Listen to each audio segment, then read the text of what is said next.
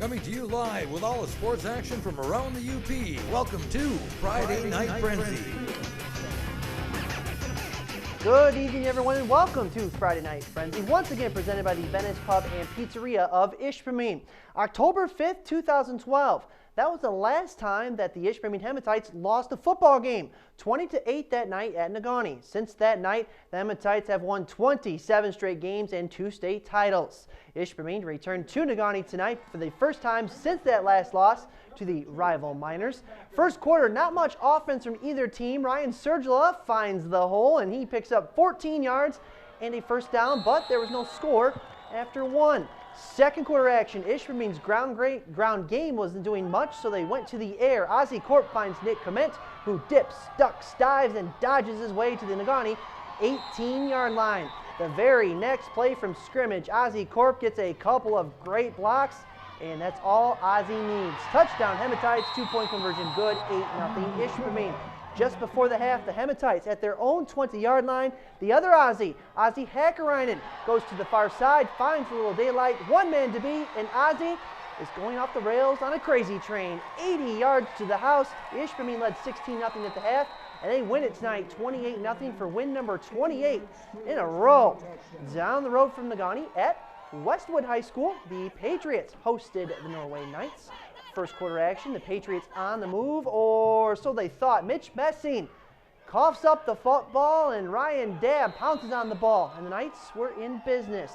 Norway would cash a turnover in for 6 points as Caleb Tinke scores from about a yard out, 8-0 Knights. That touchdown by Norway sparked the Patriots offense. Trevor Burke throws back to the near side. Marquise Bajori on the wheel route makes the catch. That's good for 24 yards. If you thought that play was impressive, check out Burke later in the drive from his 22-yard line of Norway, and he looked like a man running for his life, and he would stay alive. 22 yards in all. The Patriots defense just before the half stuffed the Knights at the 3-yard line. Westwood is now 5-2 after a 34-8 win over the Knights. Norway now 3-4, and their playoff hopes took a big hit tonight. On the scoreboards, I love the new graphic. Congrats to the Gwyn Model Towners as they won their first game of the season, 44-20 at Stevenson. Newberry defeated rival Manistee 43-25 for the Ford Cup.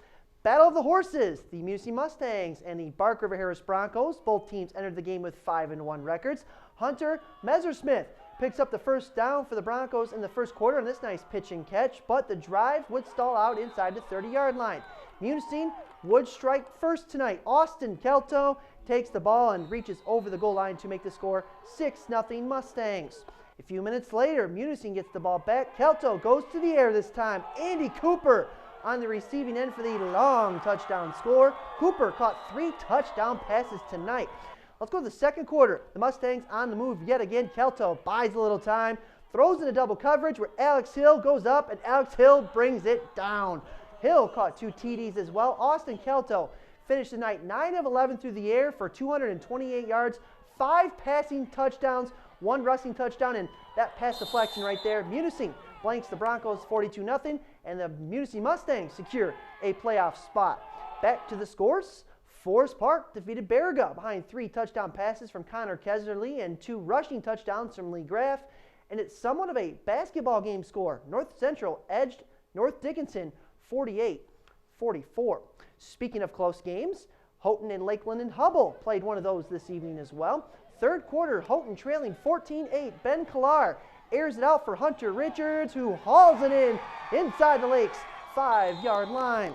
Later in the drive, Killar is going to, keep it himself. And Mr. Killar, that was a wise decision, young man. 2-point conversion, good. Houghton had a 16-14 lead. Could the Gremlins hold on? Here we go. Less than 5 minutes left in the game. 3rd and long, and Killar picked off there. Blake Dupuis takes it back inside Gremlins territory. Time ticking down. The Lakes would need another big play, and they would get it. Arthur Lyons to Brendan Middleton, who makes the grab and is hauled down just short of the end zone. 2 minutes to go. Tick, tick, tick. Lyons under center, and he fouls his big offensive line in the end zone. Lakeland and Humboldt survives 2016. The Lakes are 6-1 and are playoff bound as well. What a game at Houghton. Phew. Let's take a breath. Down the road at Hancock, the Bulldogs battled Ironwood. First quarter, the home team scores on the Stretch, and I mean stretch, right there from Chase Anderson, giving Hancock the early 6-0 lead. Later in the first, Shane Buckley gets the keys to the offense. Buckley makes a couple of Bulldogs D buckle up, and they're going for a ride. 40 yards to the house. That tied the game at 6. The Red Devils scored another touchdown late in the second quarter off the 3-yard run coming up by Denver Sherrill. In the end, though, Hancock your winner tonight, 14-12. In other West Pack action, Calumet is now 4-3 after a 33-8 home win against Lance. In Wisconsin, I've had conflicting reports on this score, not official yet, but I have been told West Aaron County did defeat Northland Pines, my score of 34-15. Delta County rivals Escanaba and Gladstone locked horns with one of the loudest crowds this season. First quarter, Sean Bissell has the ball stripped, and Kyle Pouliot recovers for Gladstone. That would lead to this run by Justin Yerk, and he turns on the Jets, and he would cross inside the deep part of Eskimo territory. However, the drive would come up empty, and Escanaba would get another chance.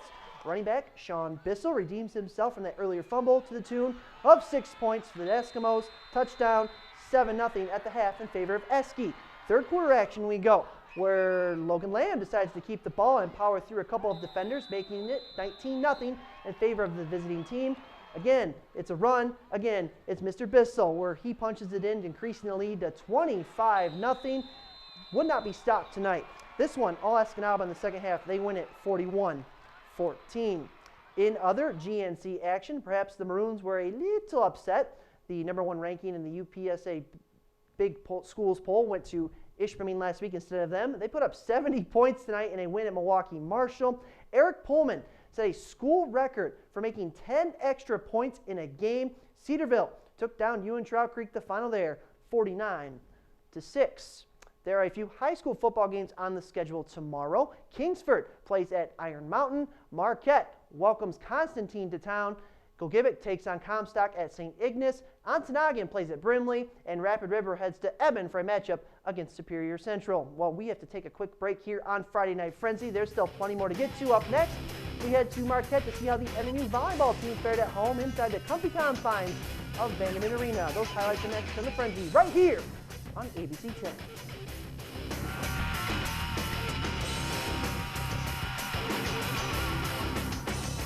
And welcome back to the Frenzy, once again presented by the Venice Pub and Pizzeria of Ishpeming. You all know the story by now. The Northern Michigan University volleyball team is off to a great start in GLIAC play. The Wildcats entered tonight with 8 wins and just 1 loss in conference contests.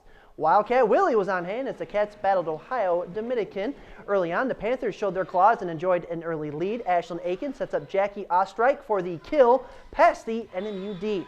Trailing 8-6, the Wildcats then decided to go to work. Megan Seymour is going to kick it behind her where Alex Larson was waiting to unload. That pulled NMU to within 1.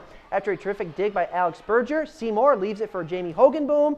That'll do the job, and NMU had momentum. After a few points in a row from ODU, the Cats go back on the attack. Bridget Bussell at the front of the net with the soft touch, fooling the Panther defense. After that change up from Bissell, the green and gold went back to the fastball again as Miss Larson. That's just simply not fair from Miss Seymour as well. Leading the first set 24-22, the Cats close it out with another softball courtesy of Lisa Studnicka. Impressive. NMU your winner tonight, 3-1 over Ohio Dominican. In Houghton, Matt Jennings has his Huskies team rolling. They blanked Tiffin tonight. Lauren Emmert led the way with 11 kills. Jackie Aird came through with 17 digs in the win for Tech. The Huskies have won 4 of their last 5 matches. Way to go. On the pitch, Northern Michigan shut out Lake Erie this afternoon 4-0. Carmen Villarreal scored 2 goals for the Cats. Michigan Tech won at Malone 4-1. Jackie Mielke scored 2 more goals today for the Huskies, bringing her season total up to 7. After round 1 of the GLIAC Men's Golf Championship in Kentucky, Northern Michigan is tied for 7th place at 7 over par. Dustin Dishaw led the Wildcats by firing a first-round score of 72, finishing the day at even par. The GLIAC Men's Golf Championship has 2 more rounds left to play this weekend. And that'll do it for this edition of Friday Night Frenzy. Don't forget tomorrow in college football, NMU plays at Malone.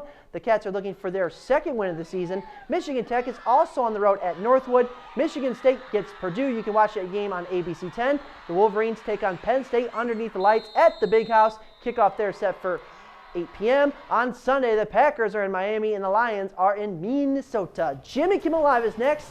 Have a great weekend, everyone.